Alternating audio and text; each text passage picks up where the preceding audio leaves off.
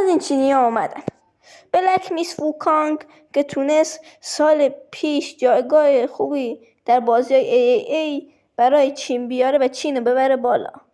حالا فانتوم بلید زیرو با استودیوی دیگری با یه پروژه جاه طلبانه وارد مرکز توجه شده. بازی جدید دلو سیون با الهام از سری دستافاس اومده. فقط ما زامبی نداریم داداش. زامبی چیه؟ ربات گولپیکر با اینکه نسخه دوم یکم هیت داشت ولی همونقدر که هیت داشت چیزای خوبم داشت. مخالف هیت چیه شما میفهمید دیگه. حالا عنوان چینی دلو سیون یه دموی گیم پلی هم دریافت کرده، مثل اینکه اثر ماجراجویی علمی تخیلی داستان محوره با فضای پس آخر زمانی که در آن بازیکن برای بقا در جهانی در آستانه فروپاشی تلاش میکنه.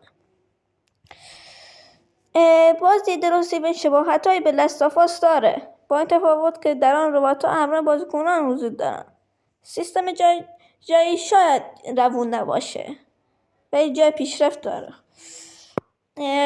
بخش مبارزات خیلی امیدوار کننده، به ویژه مبارز تنها که هر ضربه قشنگ حس میشه. بخش تیراندازی چشم انداز مثبتی داره به نظر میرسه و اما بر اساس عنوان ویدیو منتشر شده در یوتیوب به نظر تیم سازنده انتشار بازی رو برای 26 گذاشتن.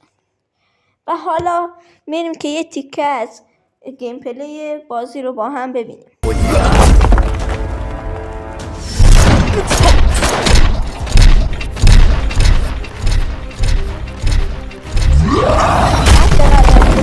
من نمیفهمم واقعا گیم پلیش چقدر، اینترنت من ضعیفه باز نمیکنه، ولی خب همین که صدا رو گرفتیم خوبه، اوکیه.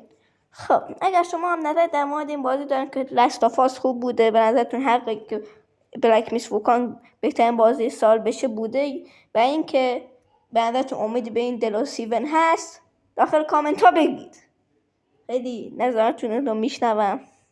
تا ویدیوی دیگر.